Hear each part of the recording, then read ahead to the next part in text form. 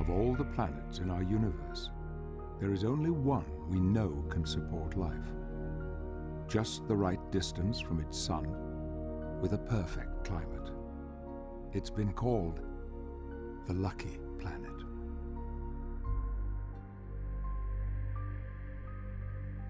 About 5 billion years ago, a huge asteroid crashed into Earth, tilting it at an angle of exactly 23.5 degrees to the sun. This cataclysmic accident turned out to be nothing short of a miracle. Without that crucial tilt, everything would have been different. For it created the seasons, the extremes of climate, hot and cold, and landscapes of spectacular beauty.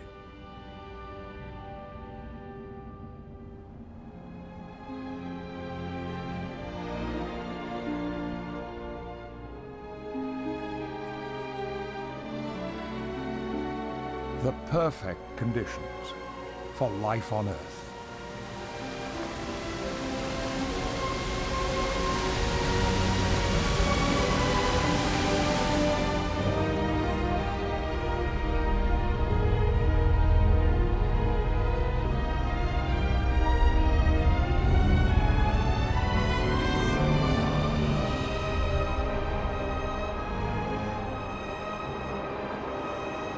All life on Earth is built on chance and powered by the sun. But the delicate balances of our world are faltering as the planet struggles to support our growing demands. This is the time to take stock of what we have and what we stand to lose.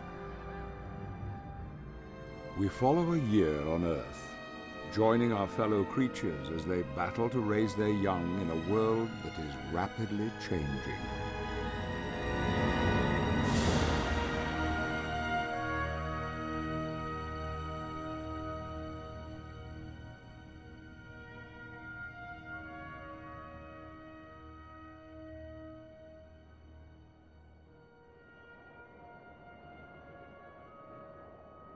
January, the high Arctic, and there has been no sun for over a month. At this time of year, it's permanent night.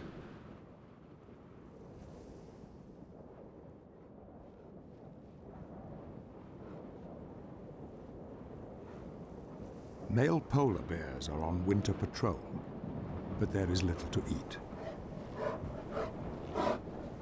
Every living thing is just waiting.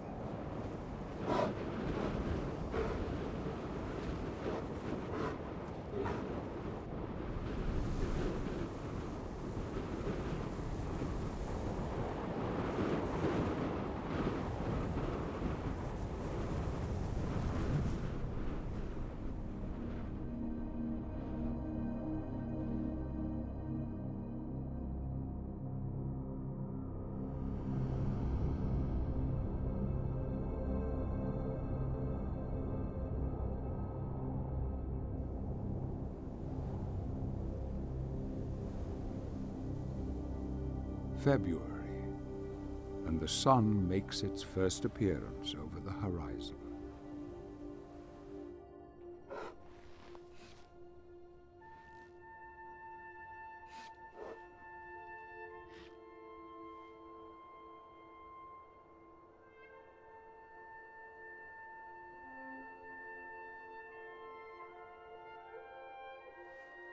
This female bear has been underground in her den the whole winter.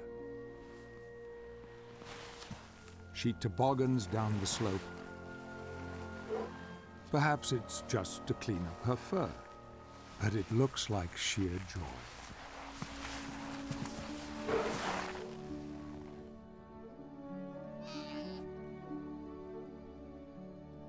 She hasn't been alone down there. Her cubs were born underground.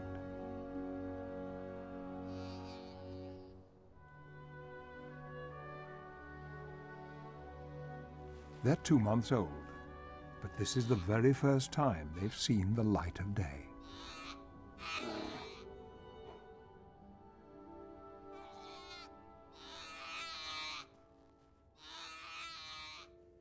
They are drawn to their mother's calls. But these slopes are not the easiest place to take your first steps.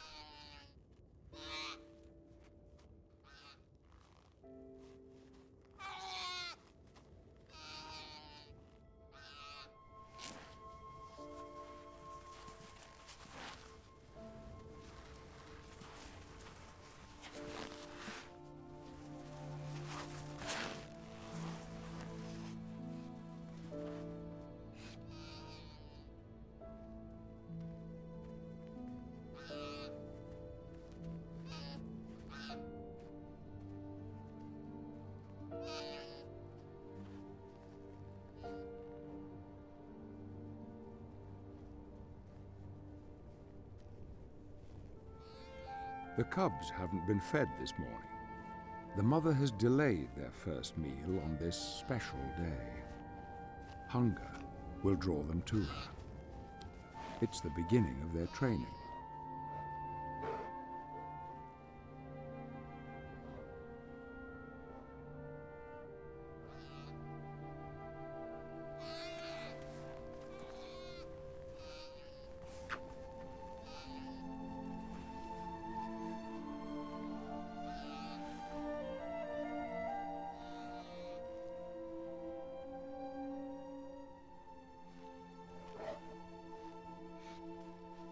Milk is the only food the cubs have known since they were born, deaf and blind, beneath the snow.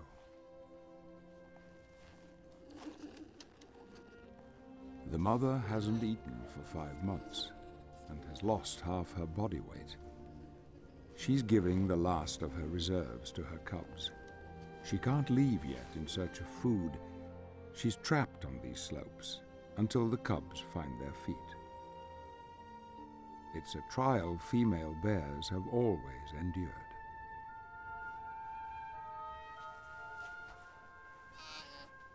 Every year at this time, female bears need food desperately. They know they must get down to their hunting grounds on the ice.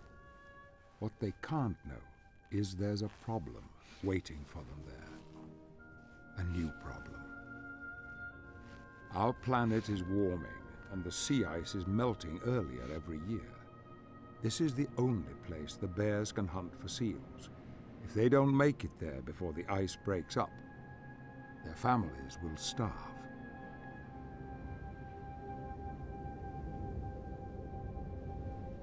So far this year, the ice holds firm. Firm enough to support the male polar bear, the father of the cubs, as he searches for his prey. He won't help the female.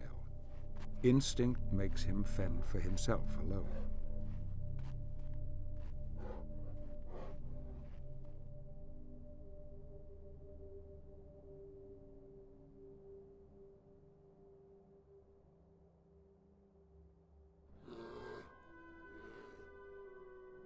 "10 days later, and the starving mother is trying to lead her young down to the sea ice. They found their feet now, but they still don't share her sense of urgency.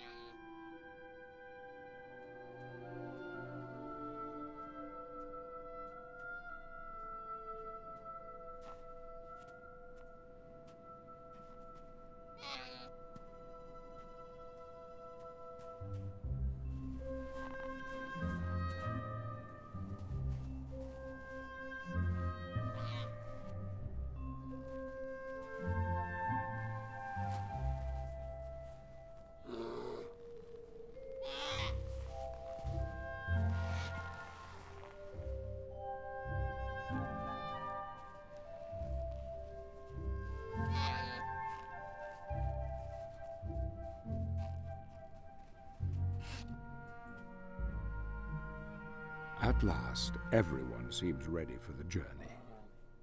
But it may already be too late.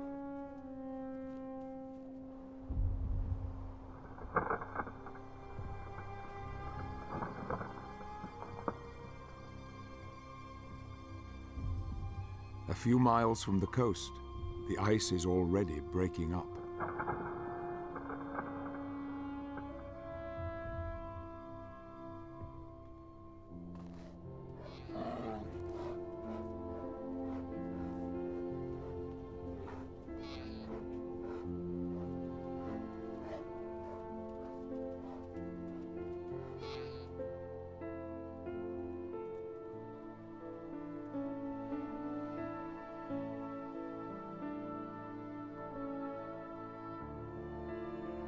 She's leading them into an increasingly dangerous new world. It's unlikely both of her cubs will survive their first year out on the ice.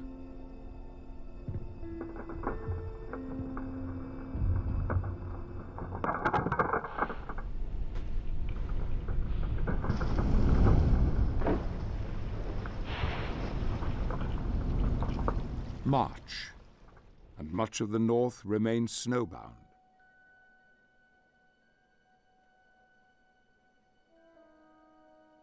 A 1,000 miles south of the bears, stunted conifers are still locked in ice.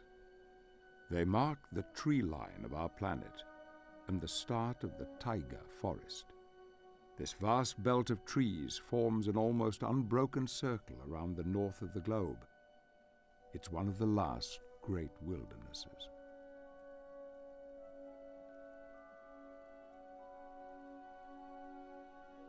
These conifers have needle-shaped leaves, virtually inedible, so the forest supports very little animal life.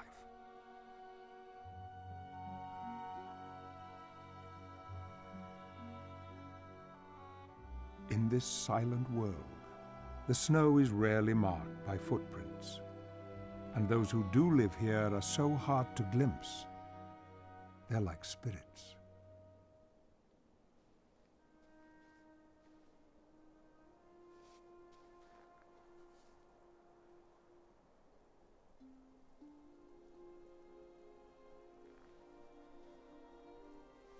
The lynx roams hundreds of miles in search of prey.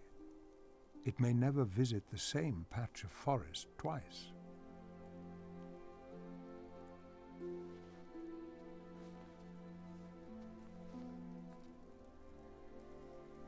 This creature is the very essence of wilderness.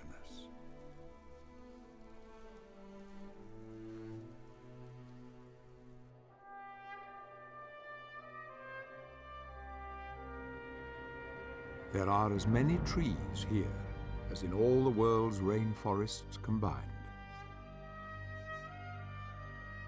1/3 of all the trees on Earth. As spring creeps up from the south, the taiga is unveiled.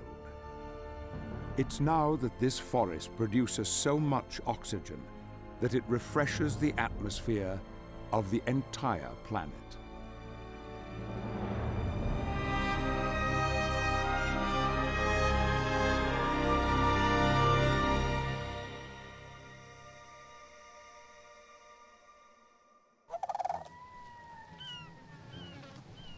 April, and life starts returning to the far north.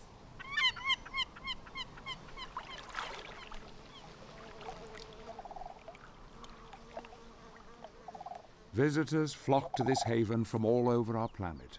They've come to make the most of the brief flush of spring food and to have their young.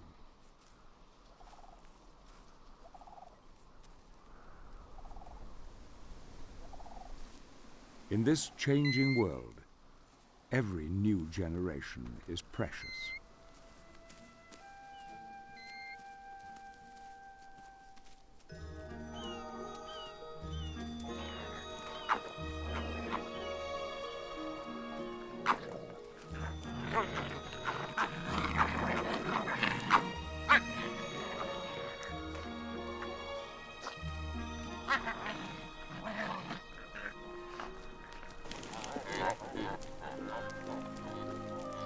Caribou travel north, following the thaw.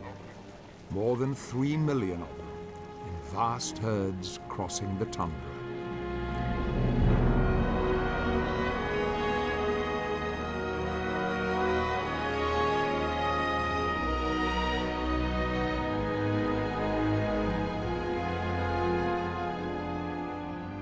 Some herds travel more than 2,000 miles every year in search of fresh pasture.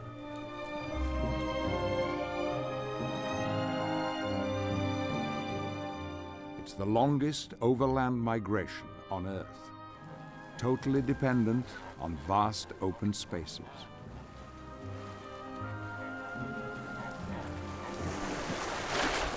They are constantly on the move.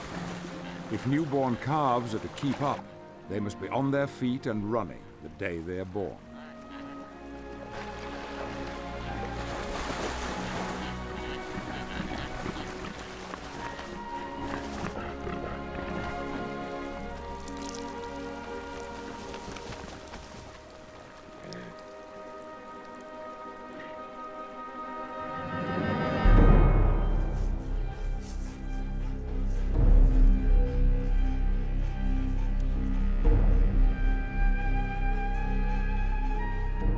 These vast herds don't travel alone.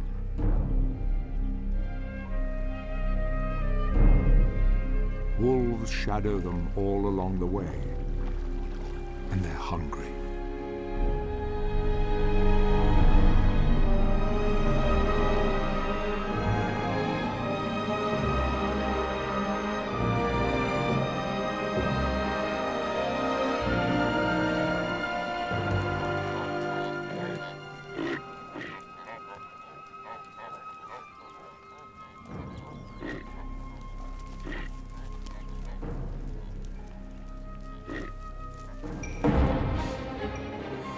At first, the attack seems casual, random. But this running at the herd is a tactic to generate panic.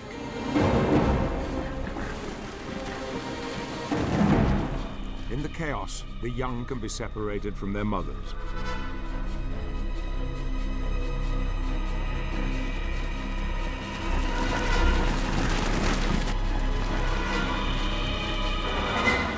Now it's easier to target an individual calf.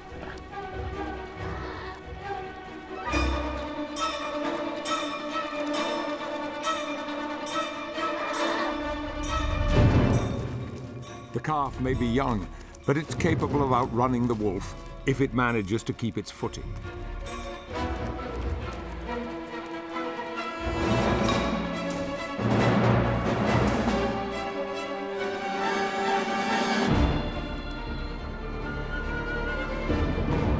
By this stage, the odds are even. Either the caribou will make a mistake, or after a mile or so, the wolf will give up.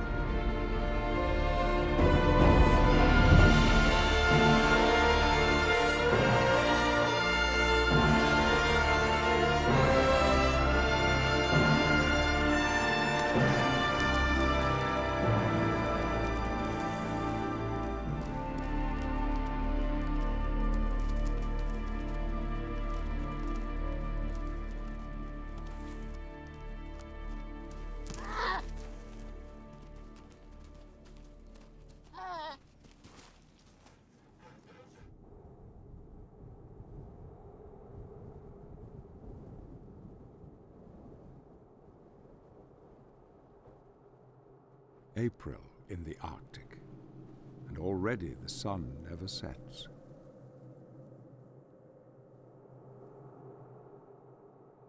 But further south, the sun works its magic in more gradual, familiar ways.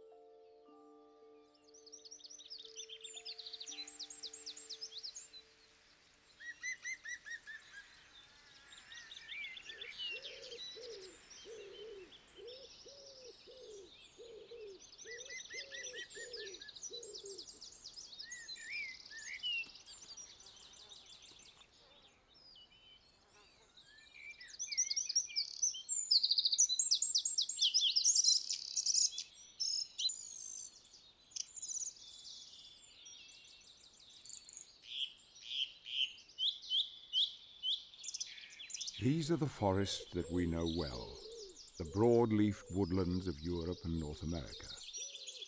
More than any other, these have been crowded out by towns and farmlands.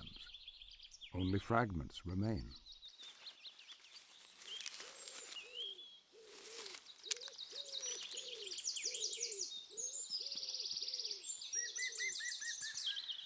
Summers are longer here, and deciduous trees can flourish.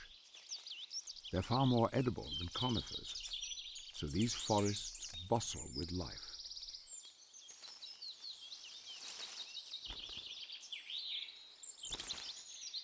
Spring has also come early for the mandarin ducks. The female is leaving her nest high in the treetops. It's her job to lead the way.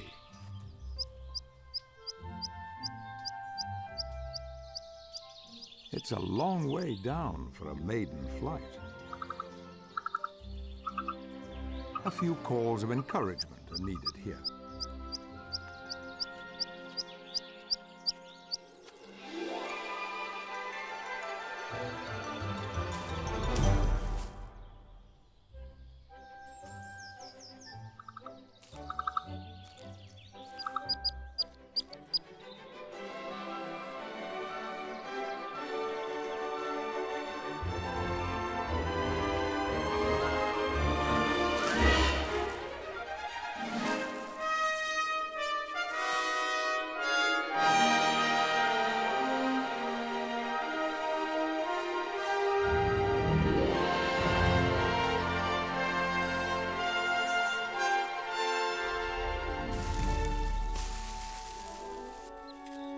There are still 2 missing.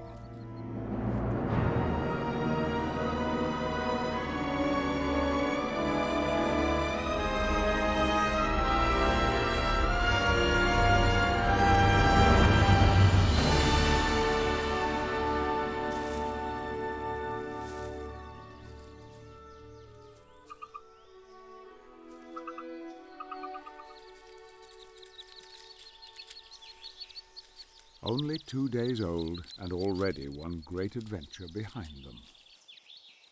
What will the rest of the year hold for our planet's latest recruits?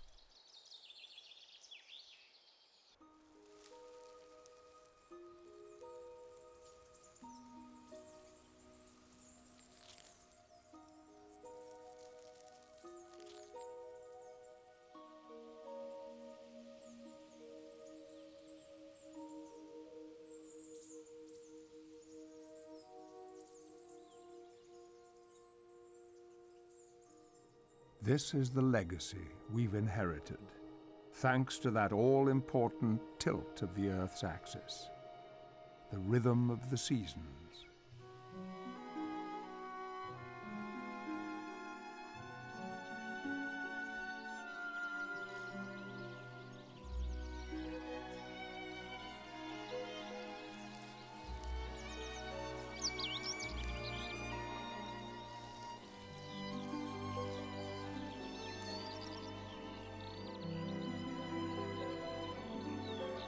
The transformations of our world year on year.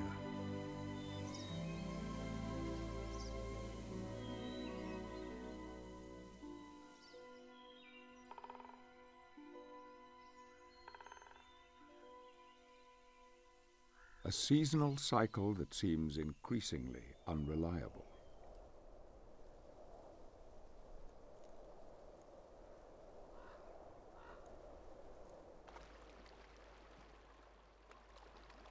But there are parts of our world that have no seasons.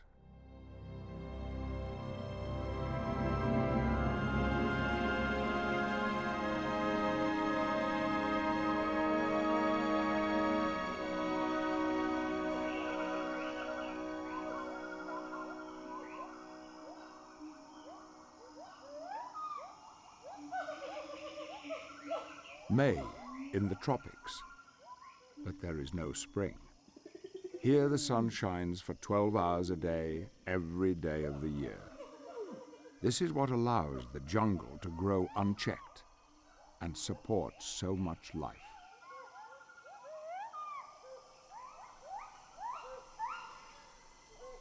Rainforest now covers a third of the area it once did, a mere 3% of our planet's surface.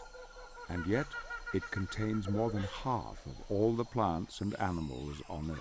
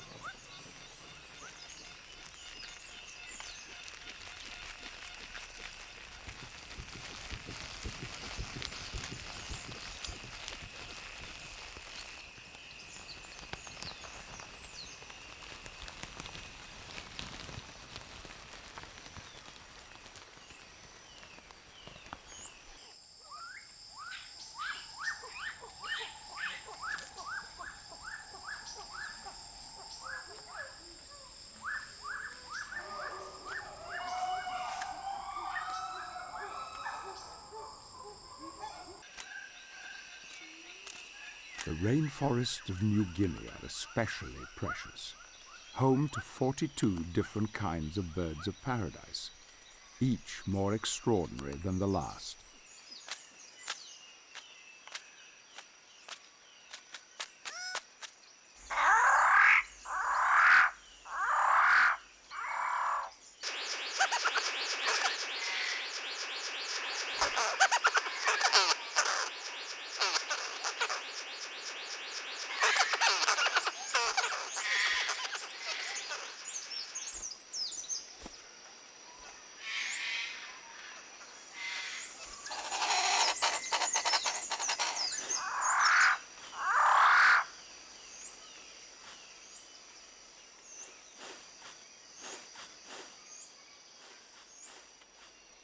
This is a particularly rich forest, so the six-plumed bird of paradise has no problem finding food. He can concentrate on more important tasks, like tidying up his display area. He's obsessed with housework. Everything has to be spick and span.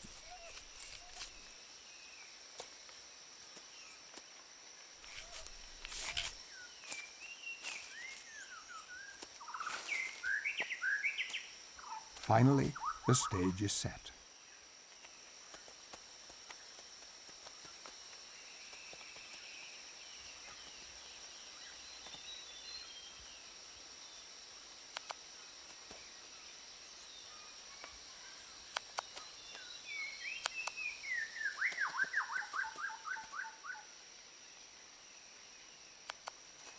It's a virtuoso performance. Unfortunately, no one was watching.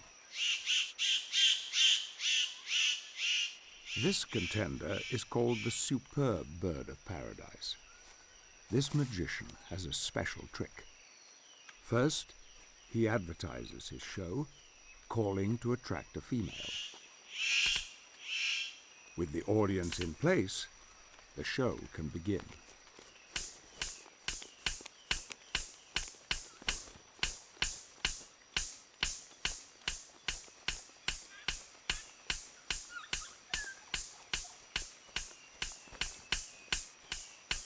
She just has to have been impressed with that. She retires a little way off to consider her verdict. After all that effort, can she still have doubts? You can't help feeling deflated when even your best wasn't good enough.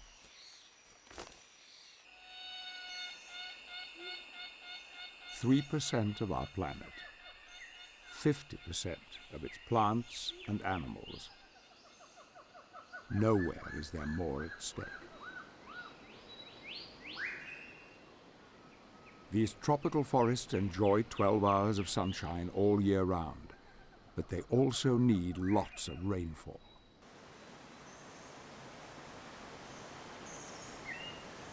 As weather patterns change, there are already signs that these forests are starting to dry.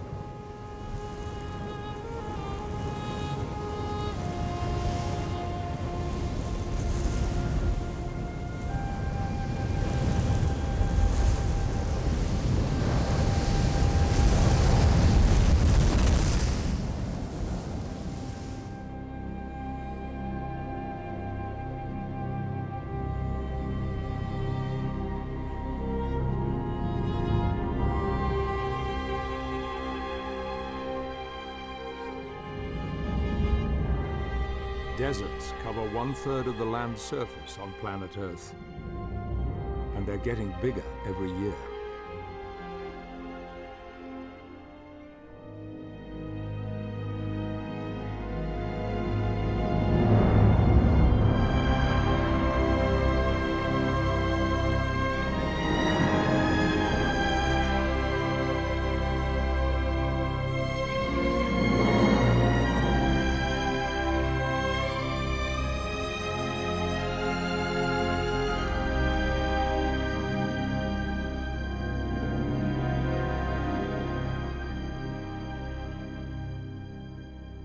This is a land where only few can survive.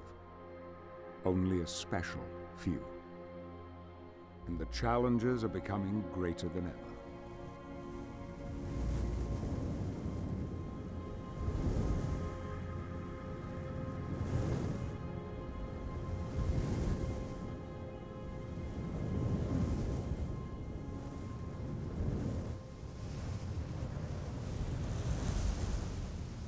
June in the Kalahari Desert, southern Africa.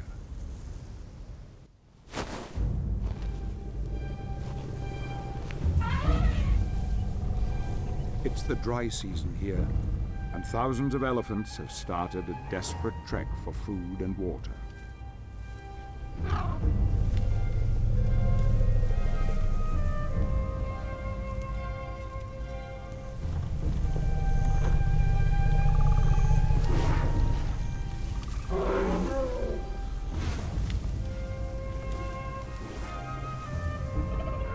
Using ancient routeways handed down through the generations, all are making their way to the Okavango, a vast inland delta in the heart of the desert.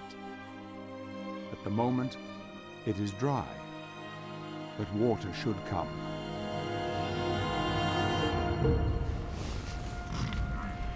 Buffalo join the great trek.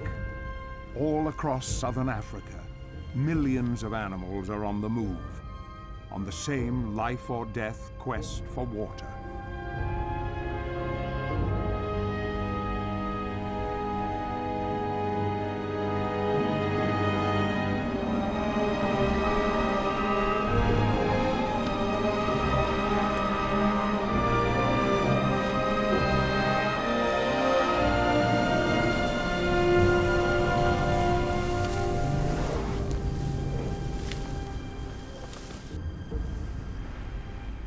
This tiny calf struggles to keep up. Its mother's instinct is to care for it, but her need for water is so desperate, she may be forced to leave it behind.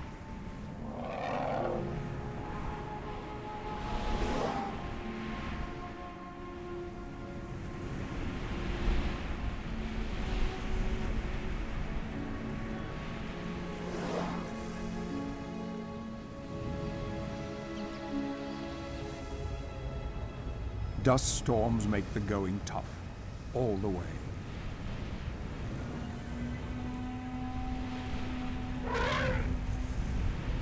They've become separated from the herd. This is a dangerous place to lose your way.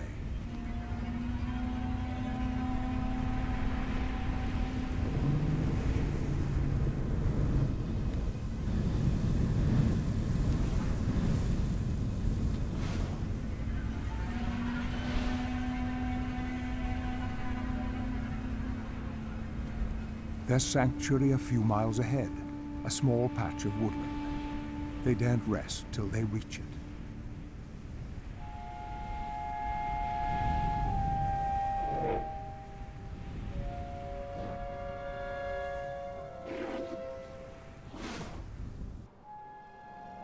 The rest of the herd have escaped the storm, but they would all be at risk if they waited for the mother and calf.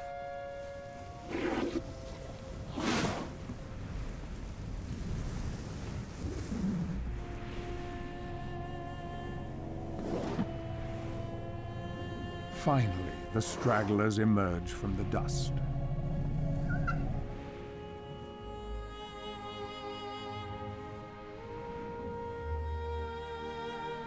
Blinded by sand, the calf barely has the strength to go on.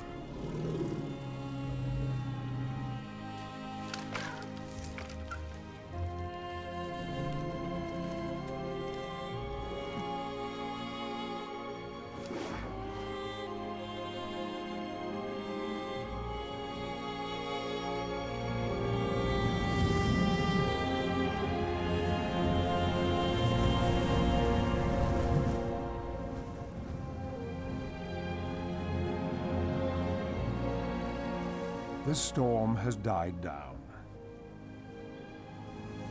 But not all the animals have been so lucky.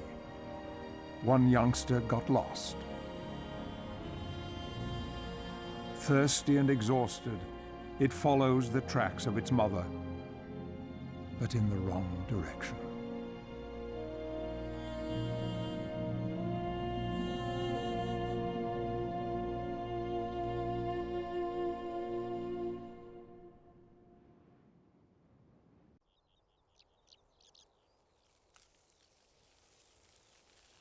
Where dust meets water, the march of the deserts is halted.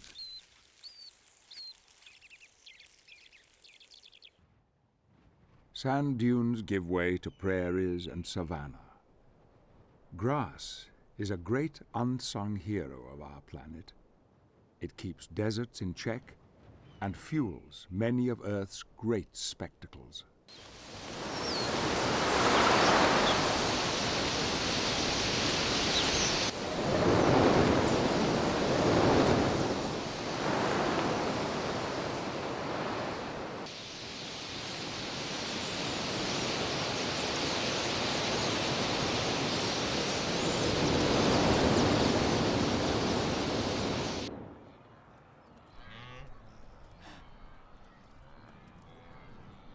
The great game herds of East Africa all rely on this one miraculous plant.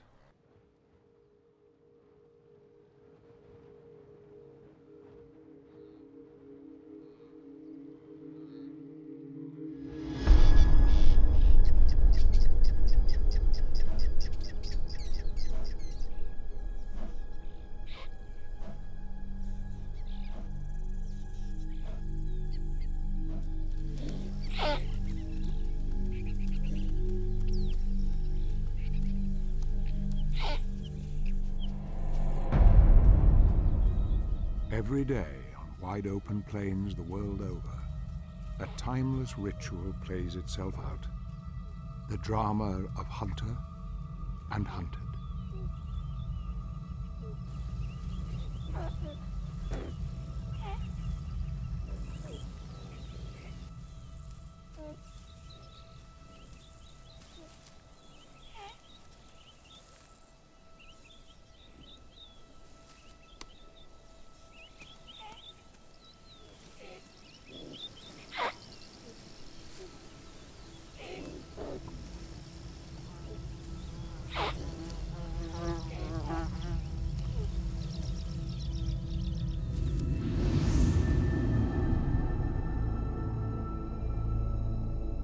This is the circle of life that most of us, in our urban lives, have lost touch with.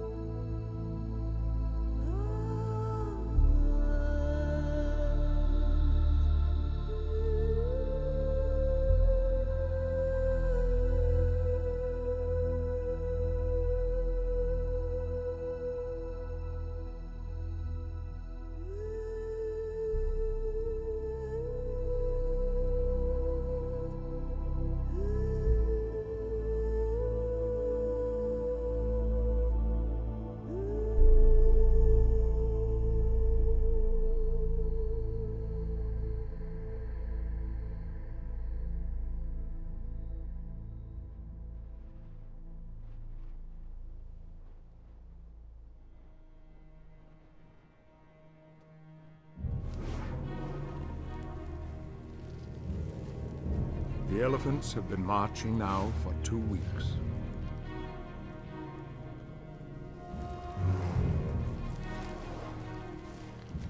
The little calf and its mother have caught up with their herd, but they're desperately thirsty now.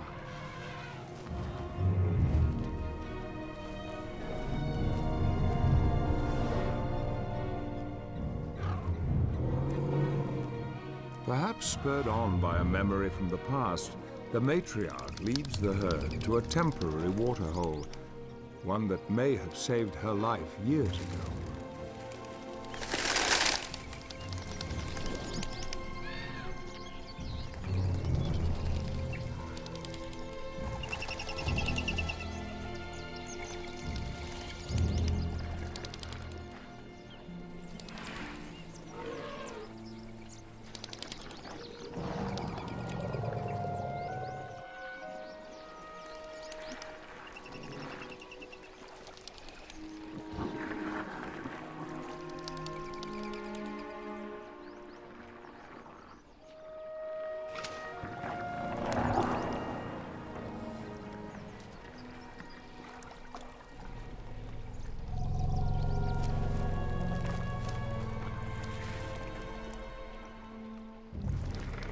The elephants have to share the water with others.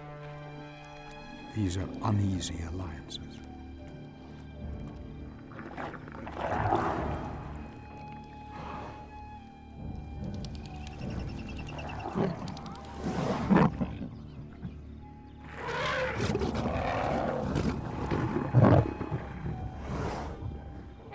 By day, the elephants dominate the waterhole.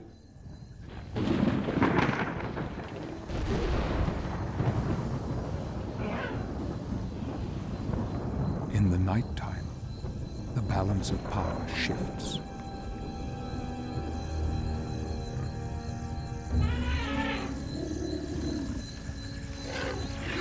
The calf and its mother are most at risk. They're closer to the lions than they can know.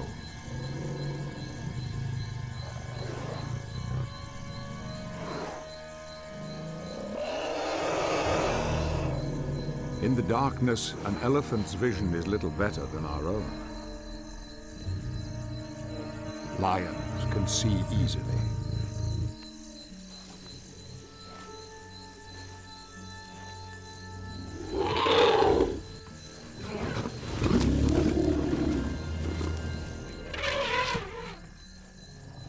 The cats are ravenously hungry, and the elephants sense the danger.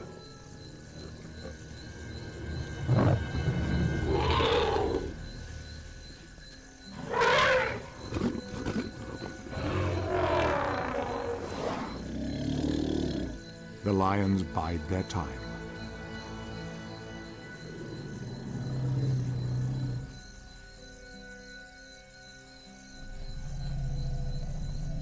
It's the calves they're after.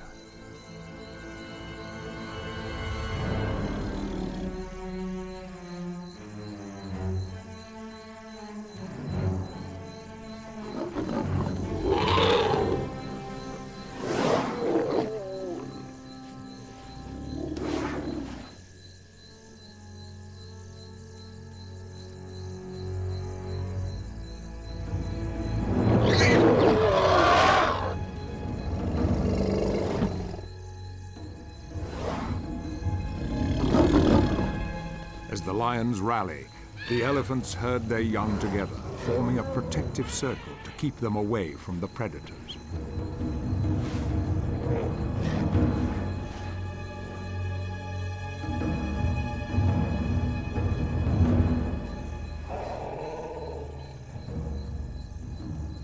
The cats have to find an opening in this defensive wall of hide.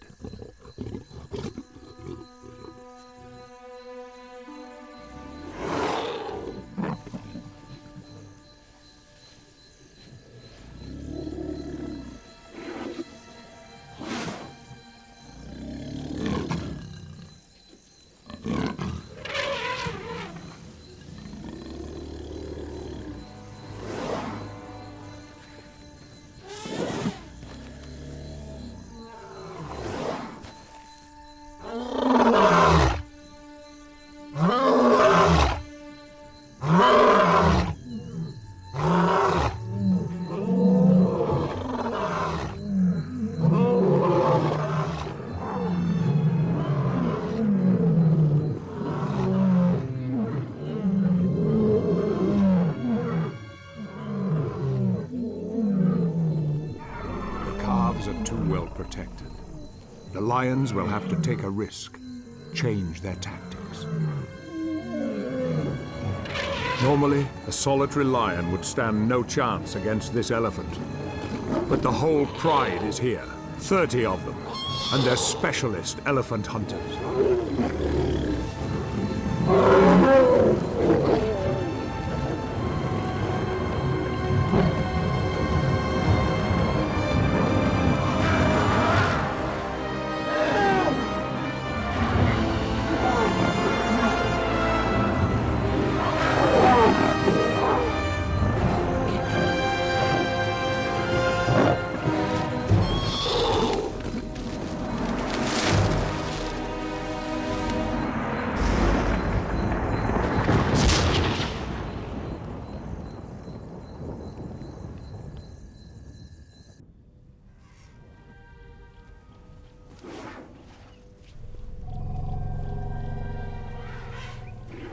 For the survivors, the Okavango Delta is still many miles away.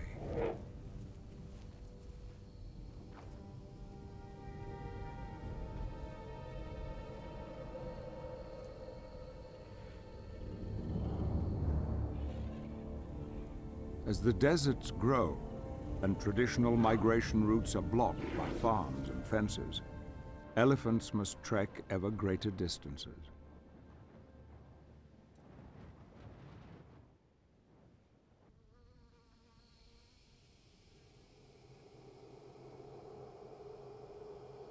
The sun that scorches the desert also brings water to the land. As it beats down on tropical seas, moisture rises from the warming oceans, powering our global weather system.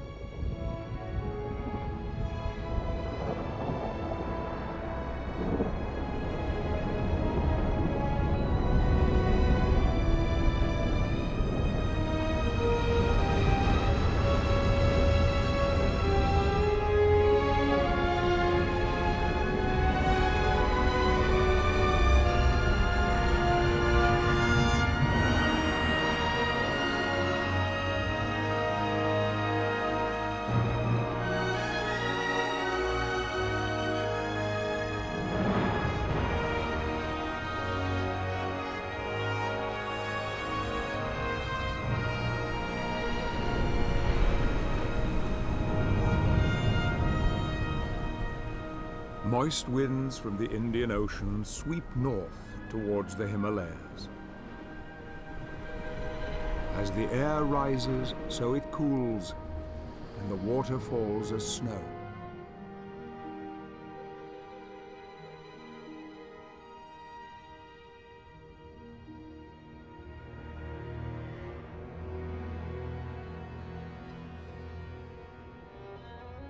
The scene is set for one of nature's most challenging migrations.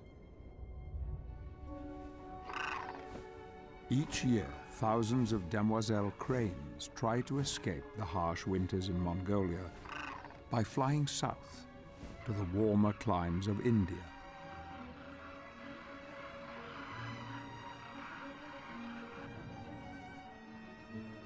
To get there, they have to cross the highest mountain range on Earth, the Himalayas.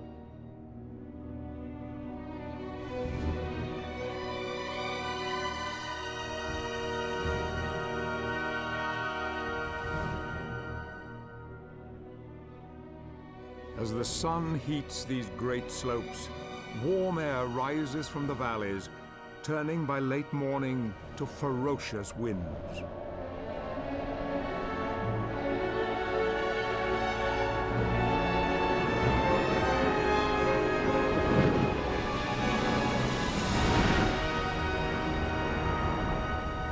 The cranes hit violent turbulence.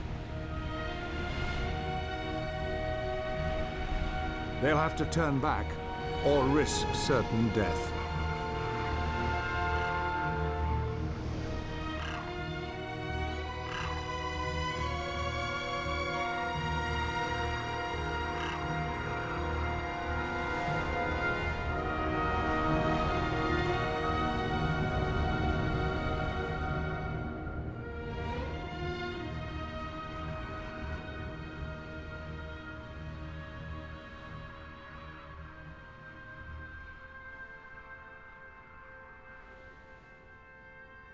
The sun's rays weaken in the afternoon, and the turbulence falls away.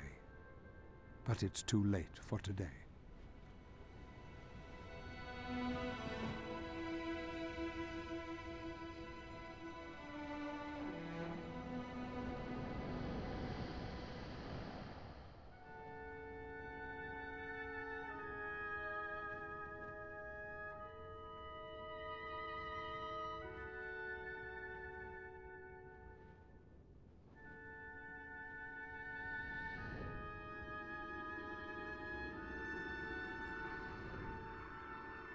A new day, a new chance. The adults must guide their young on this hazardous trip.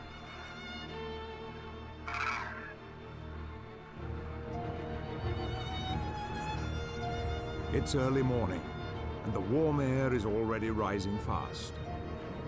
They use the thermals to gain height.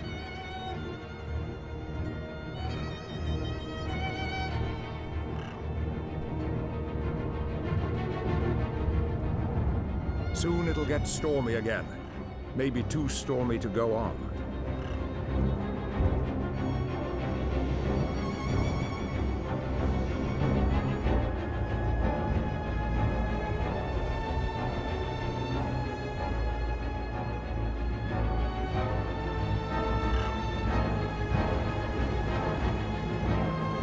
In the final ascent, every wing beat is a desperate battle against the freezing wind.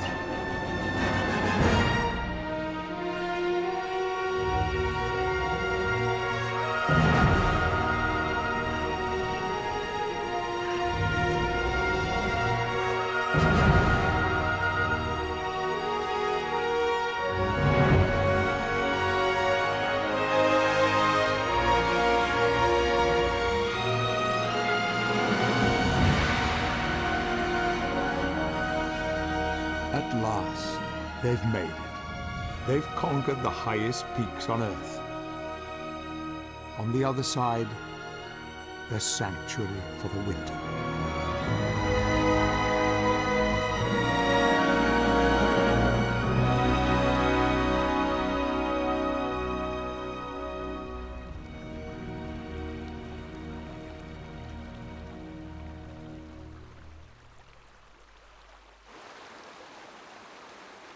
The sun melts the snow, and the waters go on their way again. The start of their long journey back to the oceans.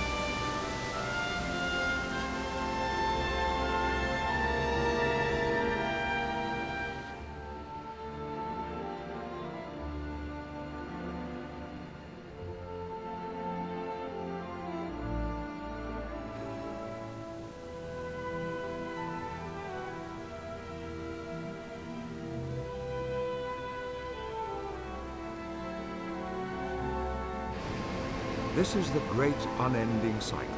Sunlight and fresh water bringing life to every corner of planet Earth.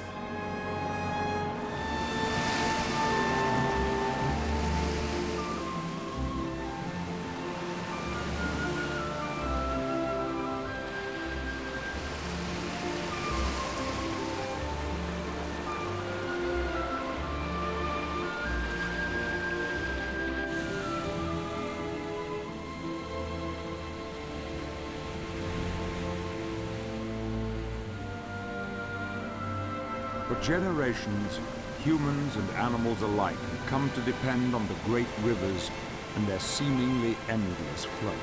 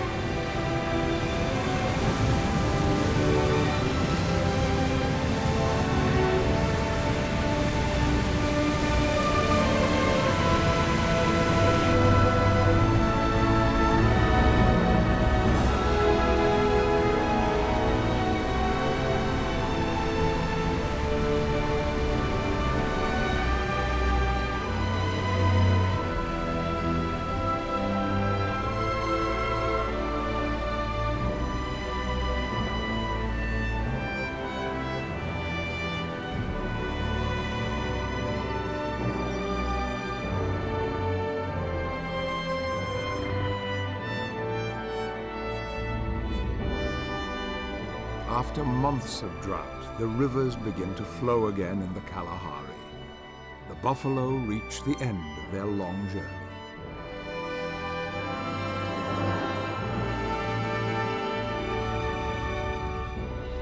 As the waters sweep through desert lands, the Okavango is transformed into a fertile paradise.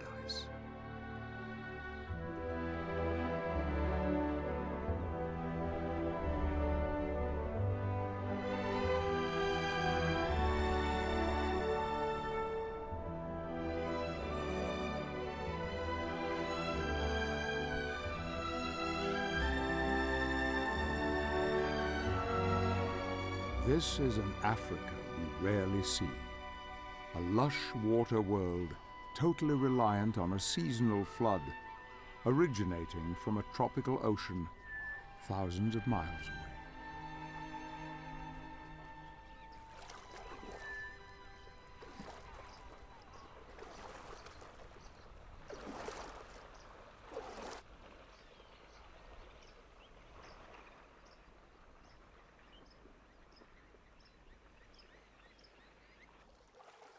Many animals are quite at home in the flood, but there are some more apprehensive bathers.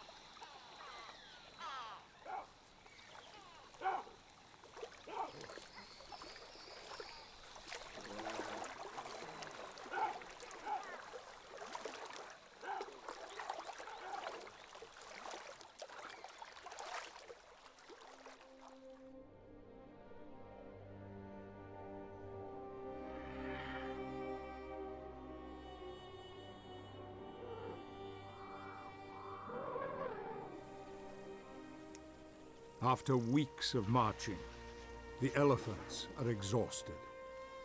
They struggle to stay focused on the road ahead.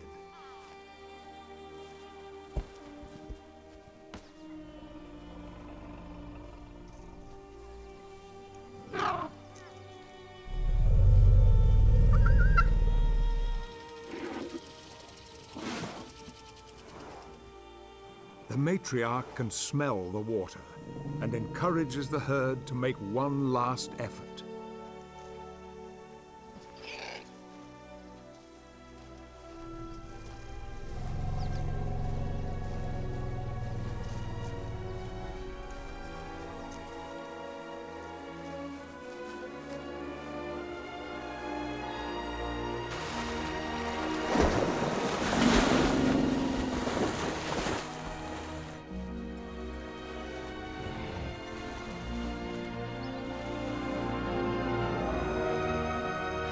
After so many weeks, many hundreds of miles, they've arrived.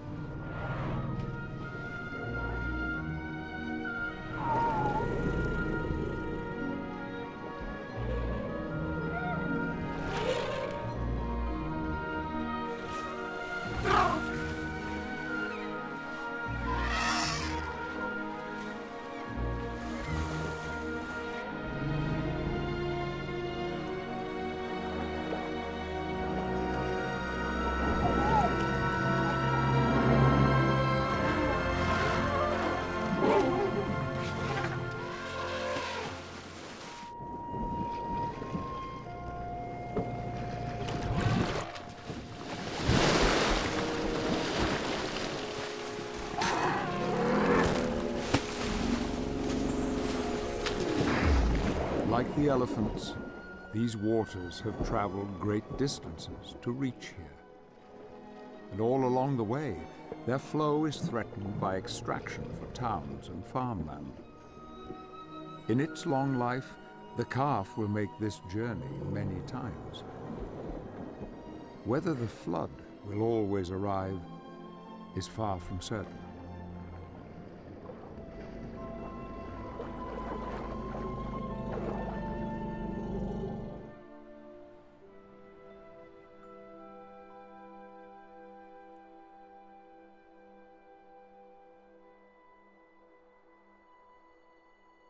The seasonal cycle that drives the lives of elephants on land is just as important in the oceans.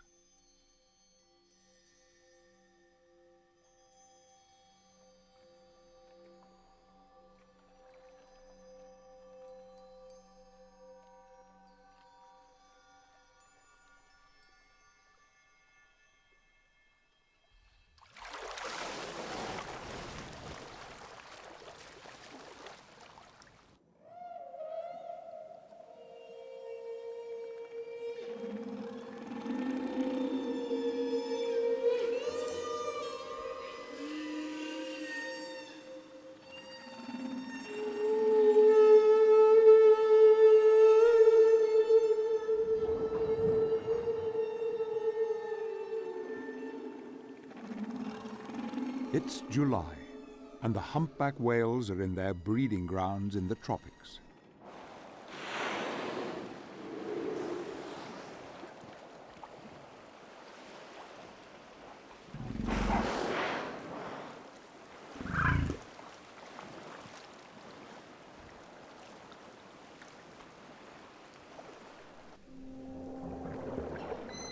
This calf is no more than a few weeks old. And as he begins to tire, his mother supports him close to the surface so that he can breathe.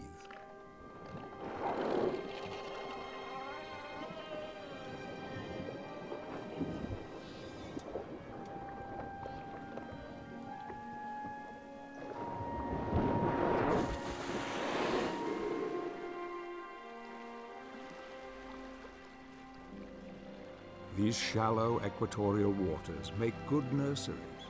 They're warm and calm, and there are few predators.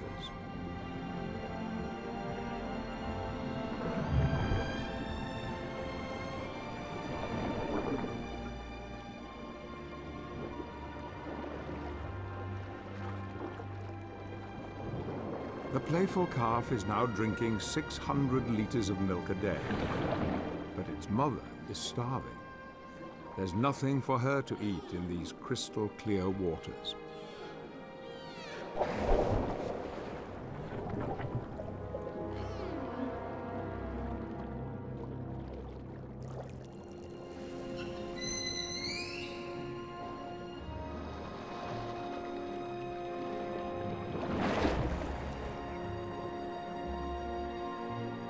To find food, she will have to lead her calf on an epic 4,000-mile journey to richer feeding grounds at the southern extremes of our planet.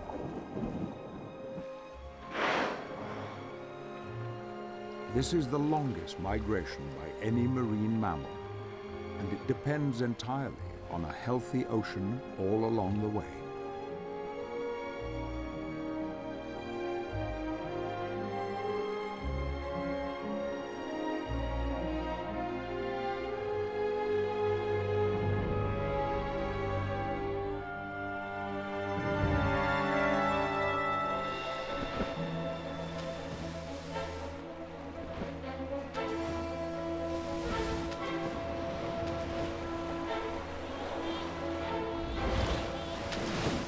Out in the open ocean, the whales meet others searching for food.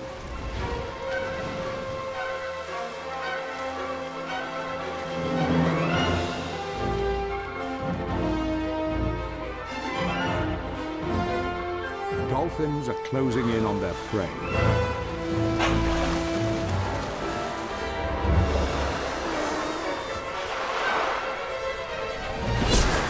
100 sailfish join in the attack. reaching almost 70 miles an hour. They are the cheetahs of the sea.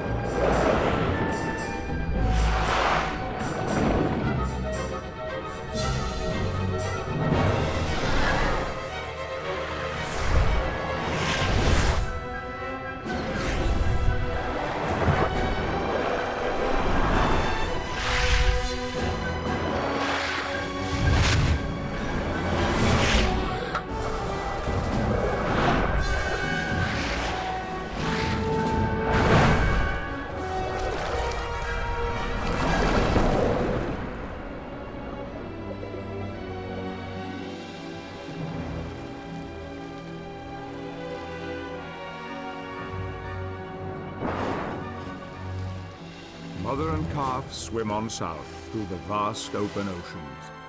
They have to cross half the globe, from the equator all the way to the edge of Antarctica.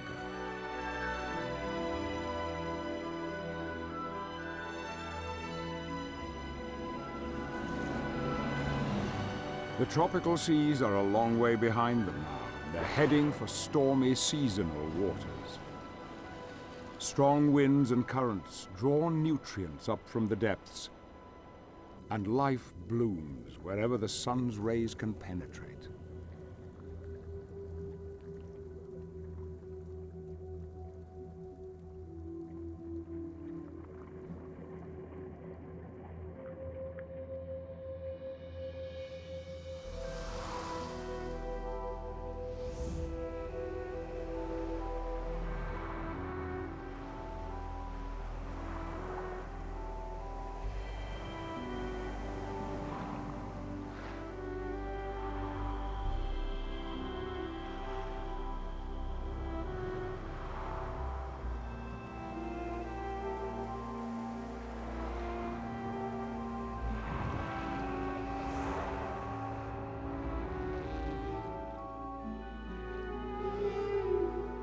The mother knows there are even richer feeding grounds further south, and hurries her calf through these dangerous waters.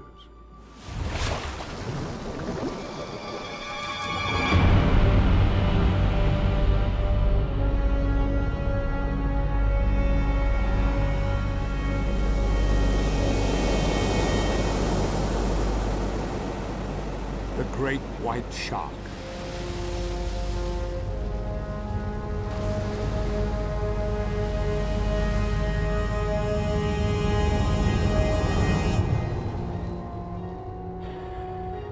Great whites attack whale calves, but they are not the victims today.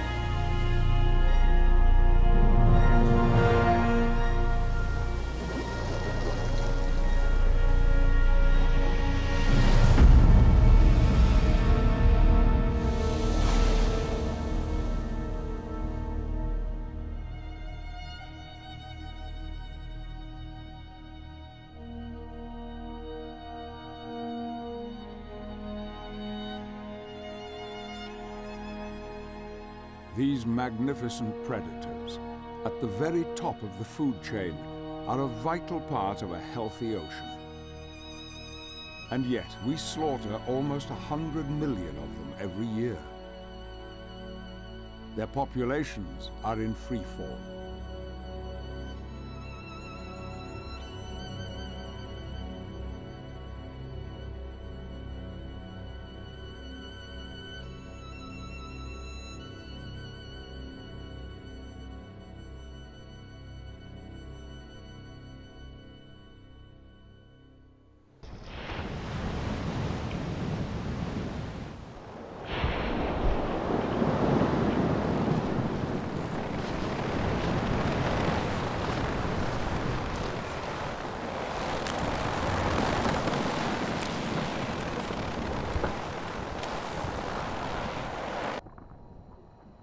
August in the Arctic, and the ice is vanishing fast. The two cubs cannot cope with this shifting platform, and their hungry mother is forced to lead them back to shore.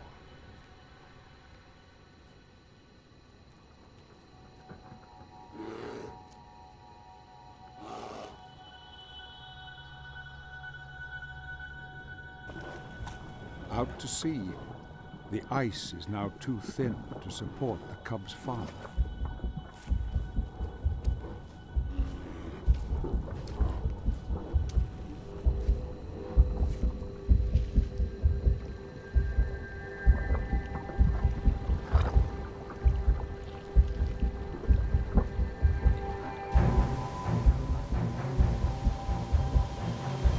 Glacial meltwaters pour from the land, mix with the sea, and speed up the thaw.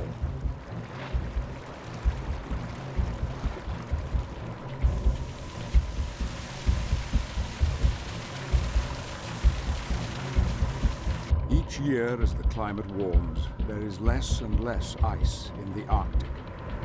This is a disaster for polar bears. Without a solid platform, they struggle to hunt the seals they need to survive.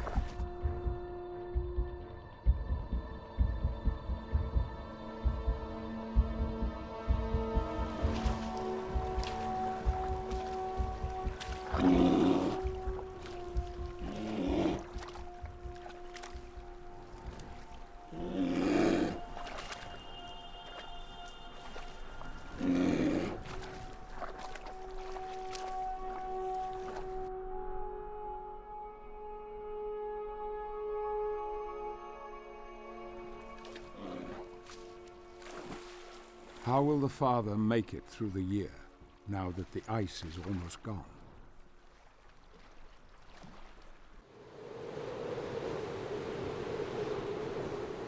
September, and the whales are 3,000 miles from the equator. The waters are getting colder and rougher.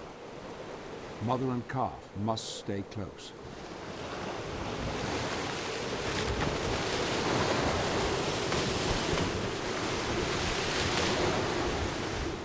So as not to lose track of each other, they slap their fins on the surface.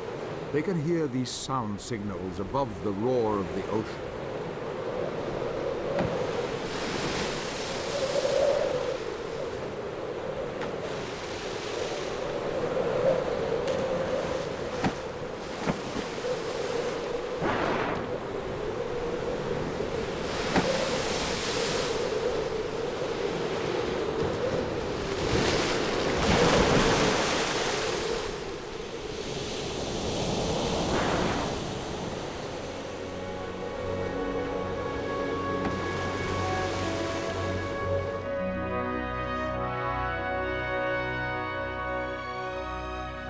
The far south, at last.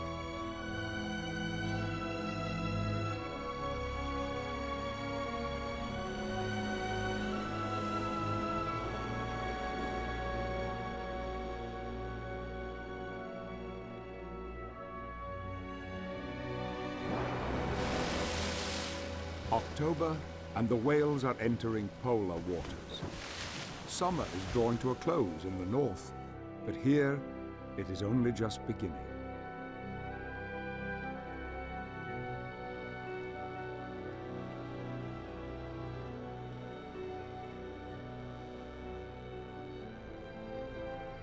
As the sun melts the ice, life returns.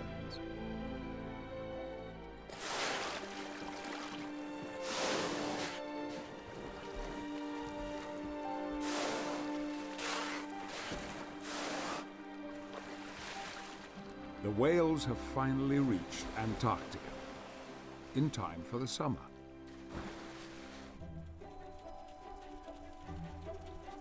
Adelie penguins. And they're in a hurry to reach their nesting grounds.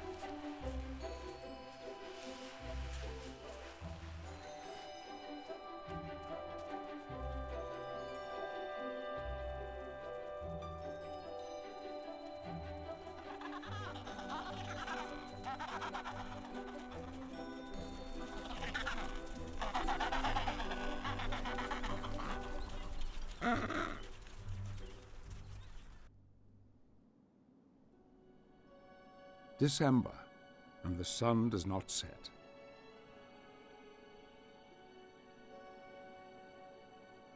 The Antarctic summer is all too short, but for a few brief months, its warmth unlocks sheltered bays.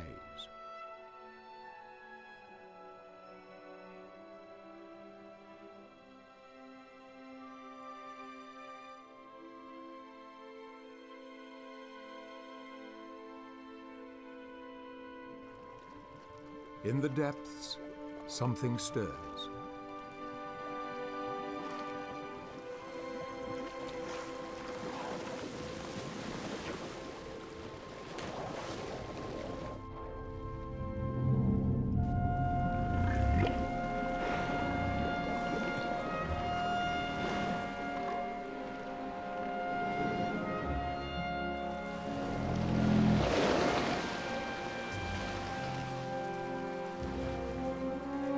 At last, after their 4,000-mile journey, the humpback whales can feed.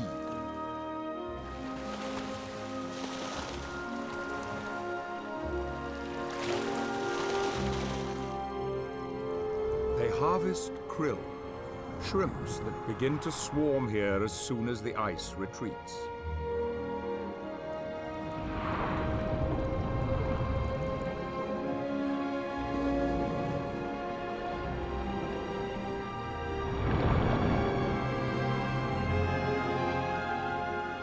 Now at last, the mother can replenish her reserves, as she and her calf join the rest of the team.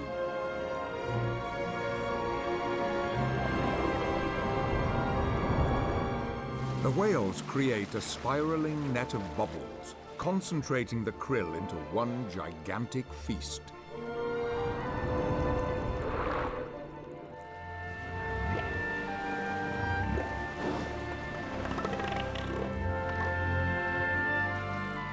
They work round the clock, for the boom will be short-lived. Summer is fading fast, and they'll soon have to return to tropical waters.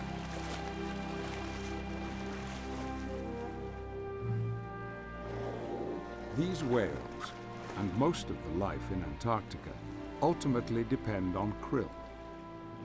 Without it, the far south would be almost deserted. But krill depend on ice, and ice is in decline.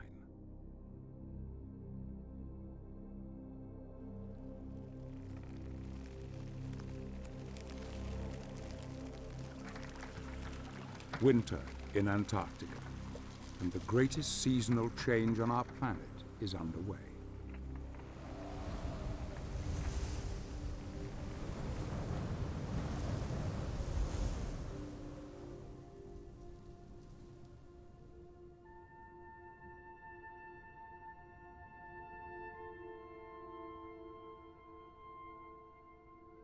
The sun begins to retreat. Soon the continent will be plunged back into darkness.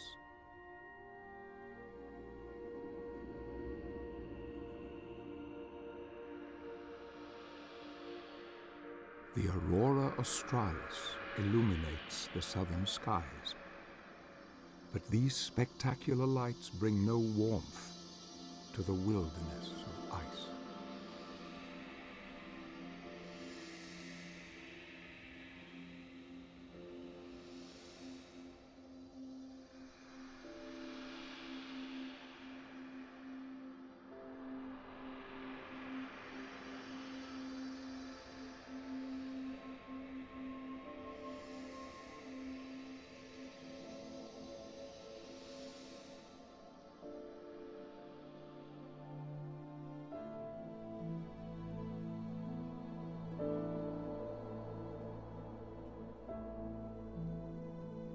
Back in the north of the planet, where our story began, the sea ice has completely disappeared.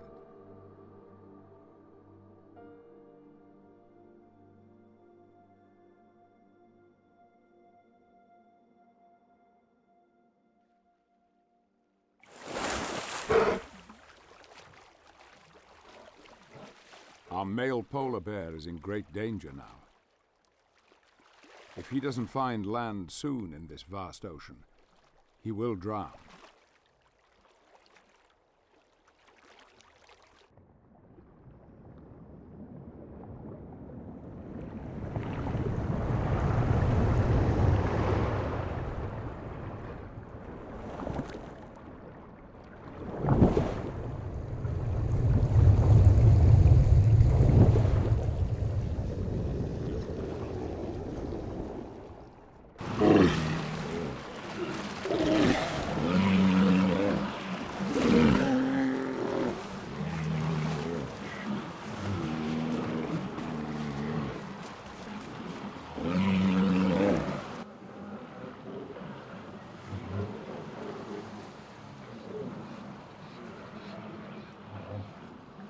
After many days at sea, the exhausted bear is drawn by the pungent smells of the colony.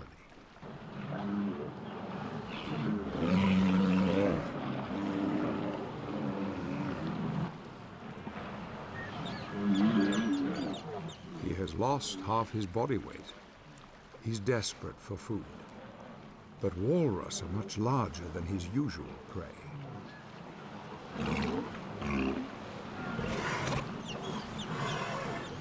It's the pups he'll have to get to. The powerful adults can do terrible damage with their huge tusks.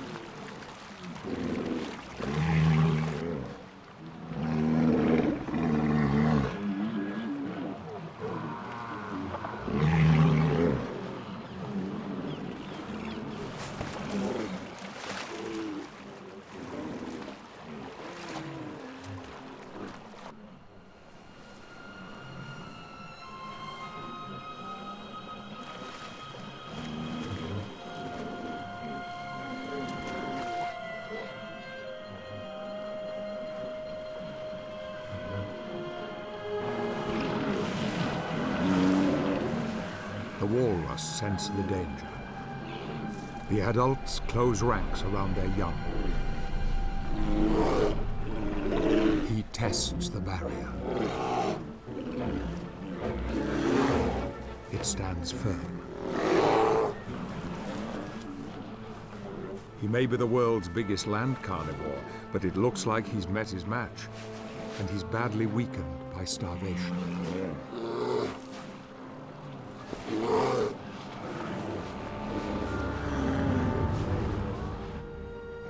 A pup hides behind its mother. If he can just prise her off,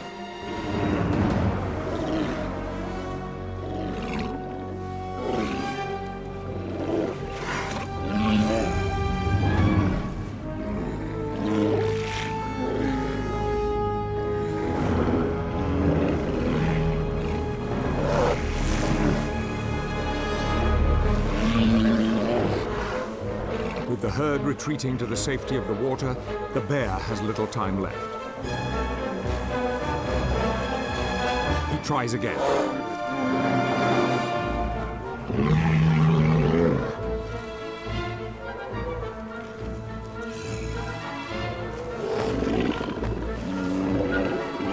And again, in sheer frustration now.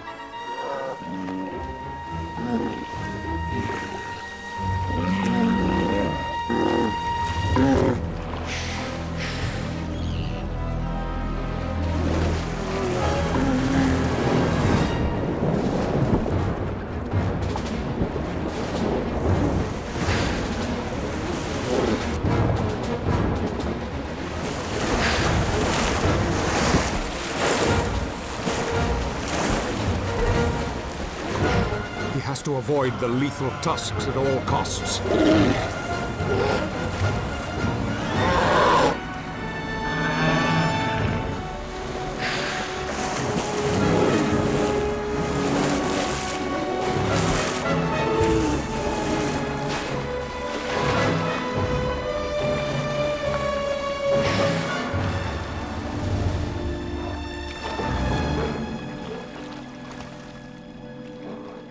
It slips from his grasp.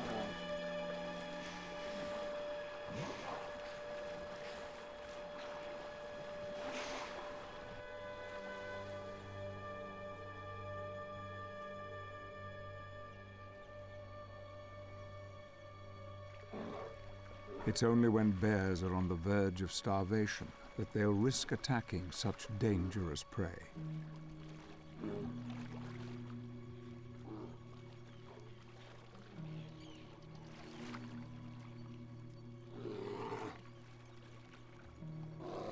This one took the gamble and lost.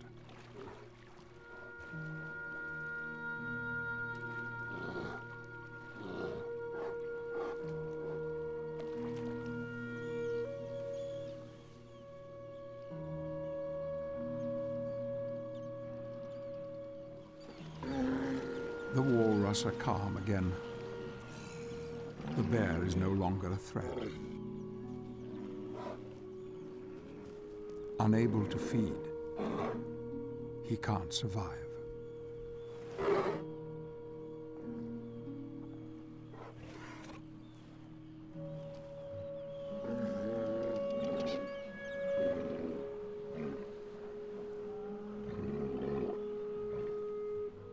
As the global climate continues to warm and the Arctic ice melts sooner every year, more of his kind will come to this sad end.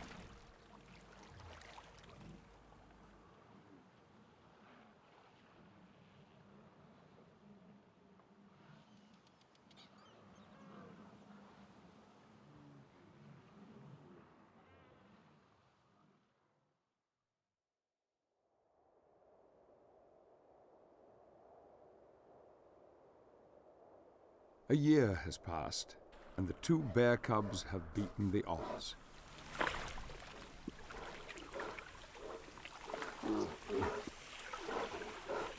They've left their mother and are thriving.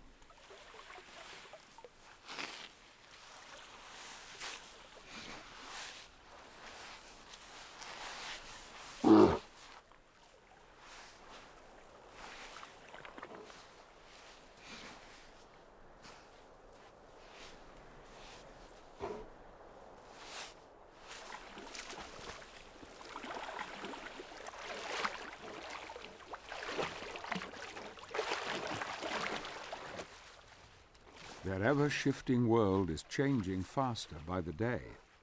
But for now, they're keeping one step ahead. Their father's adventurous spirit lives on in these magnificent youngsters. The next generation, and proof of the resilience of life.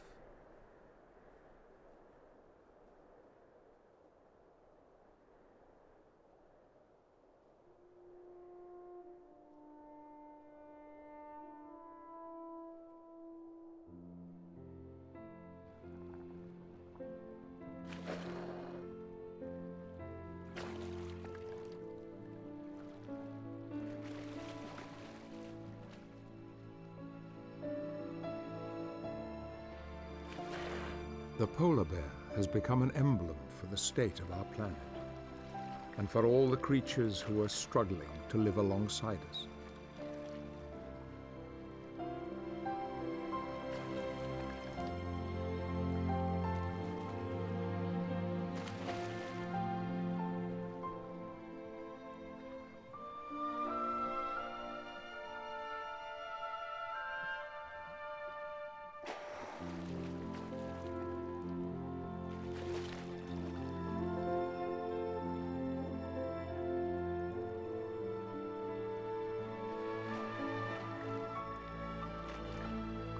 Finally, we've begun to understand how precarious is the state of our once lucky planet.